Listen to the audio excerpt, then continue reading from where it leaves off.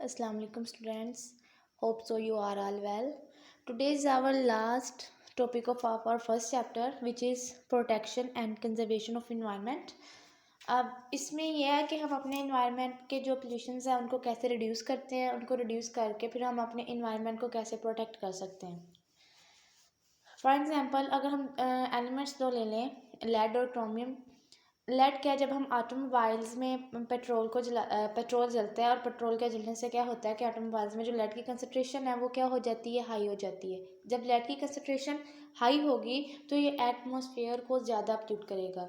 जब एटमॉस्फेयर ज़्यादा पोल्यूट होगा तो इन्वायरमेंट पे भी इफेक्ट पड़ेगा. इसी तरह क्रोमियम है, ये भी इन्वायरमेंट को जो है वो एटमॉस्फेयर को पोल्यूट करती है और इन्वायरमेंट भी इससे पोल्यूट होता है. इससे जो है वो हमें हार्ट डिजीज़ हो जाती हैं, उसके बाद लंग डिजीज़ हो जाती हैं. फॉर एग्ज़ाम्पल अगर हम देखें वाटर में लीवर लैक्सेशन आ जाते हैं. अगर इंडस्ट्रियल वेस्टेज जो हैं वाटर में ड्रेन आउट कर दिए जाएं तो इन वाटर में जो स्पीशीज़ रहती हैं उनकी डेथ हो जाती है, वो सर्वाइव नहीं कर पाती. अब इनको प्रोटेक्ट कैसे किया जाता है, उनके दो मेथड हैं. एक है बायो रिमिडिएशन, एक है बायो रीअब्जॉर्प्शन.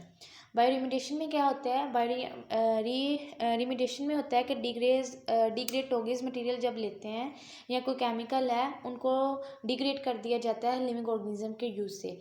डिग्रेड टोगेज material chemical by using living organism. For example इसकी ले लें आप bacteria, fungi and algae. Bacteria, fungi और एल्गी के ज़रिए हम जो टॉक्सिक मटेरियल और केमिकल्स हैं उनको डिग्रेड कर देते हैं.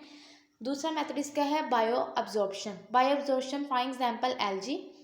अगर हम इन एल्गी को उन एरियाज़ में इंट्रोड्यूस करवाएं जहाँ पे पोल्यूटेंट बहुत ज़्यादा है तो एल्गी क्या करती है कि इन पोल्यूटेंट्स को ऑब्जर्व कर लेती है. जब इन पोल्यूटेंट्स को ऑब्जर्व करेगी और इस इन्वायरमेंट को क्या कर देगी, क्लीन कर देगी.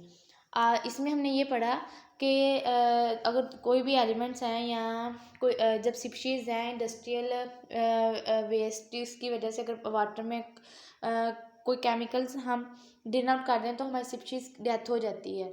इन्वायरमेंट पोल्यूट होता है लेड और क्रोमियम की वजह से. इन्वायरमेंट जब पोल्यूट होगा एटमॉस्फेयर भी पोल्यूट होगी. जब एटमॉस्फेयर पोल्यूट होगा तो इन्वायरमेंट पोल्यूट होगा. अब इनको प्रोटेक्ट करने के दो मेथड पढ़े, एक बायो रिमिडिएशन पढ़ा, एक बायो रीअब्जॉर्प्शन पढ़ा.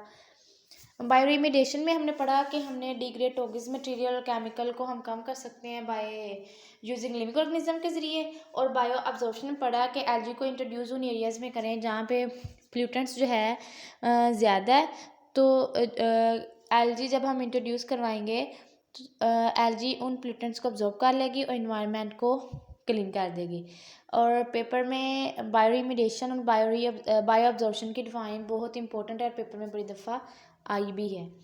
इसके अलावा हमें जो लेड है और हम लेड जो है हमें वो वाली यूज़ करनी चाहिए, लेड फ्री पेट्रोल यूज़ करना चाहिए. क्योंकि ऑटोमोबाइल्स में हम पेट्रोल यूज़ करते हैं और पेट्रोल तभी हम इस पेट्रोल के यूज़ करने से जितना ज़्यादा पेट्रोल इस्तेमाल करेंगे लेड उतनी ज़्यादा प्रोड्यूस होगी. और जब जितनी ज़्यादा प्रोड्यूस होगी उतना ही ज़्यादा जो है वो एटमॉस्फेयर को पोल्यूट करेगी. और जब एटमॉस्फेयर प्रोड्यूस होगा तो ऑटोमेटिकली इन्वायरमेंट भी पोल्यूट होगा. इसलिए हमें लेड फ्री पेट्रोल इस्तेमाल करना चाहिए. अगर हम अपना नेक्स्ट टॉपिक देखें, इसी में आगे उन्होंने बताया है इंडेंजर्ड स्पीशीज़. अब इंडेंजर्ड स्पीशीज़ की भी पेपर में डिफाइन आ जाती है. इंडेंजर्ड स्पीशीज़ से क्या होता है कि जब आप फॉर एग्जांपल लें डॉल्फिन, चीता या बियर. साइंटिस्ट ने इसके बारे में सर्च किया है कि अगर species within the time to time मतलब रेगुलरली जो है वो ख़त्म होती जाए तो इसको बोलेंगे इंडेंजर्ड स्पीशीज़. और जब endangered species for example dolphin, चीता, बियर ये स्पीशीज़ जो हैं ये सर्वाइव नहीं कर पाती. सर्वाइव क्यों नहीं कर पाती ये मैंने आपको पहले बताया है कि अगर हम इंडस्ट्रियल वेस्ट वगैरह में इंडस्ट्रियल वेस्टेज जो है वाटर में ड्रेन आउट कर दें. इसके अलावा चीता और जो बियर है इनका सर्वाइव के लिए पोल्यूशन जब इन्वायरमेंट होगा तो ये इजीली सर्वाइव नहीं कर पाएंगे, मतलब पोल्यूटेड इन्वायरमेंट में सर्वाइव नहीं कर पाएंगे। उसके बाद जब इस इंडेंजर्ड स्पीशीज़ के बाद इसको एक्सटेंट बोल देते हैं। एक्सटेंट इसलिए बोलते हैं जो ख़त्म हो जाएगी। इन इंडेंजर्ड स्पीशीज़ में ये होगा कि आहिस्ता आहिस्ता कम होती जाती है, लेकिन एक्सटेंट में ये होगा कि एट अ टाइम एक ऐसा वक्त आएगा कि जब ये सारी स्पीशीज़ क्या हो जाएंगी, ख़त्म हो जाएंगी। अगर आप अपनी बुक की तरफ देखें तो यहाँ पे उन्होंने बताया था environmental pollution is a national problem in Pakistan.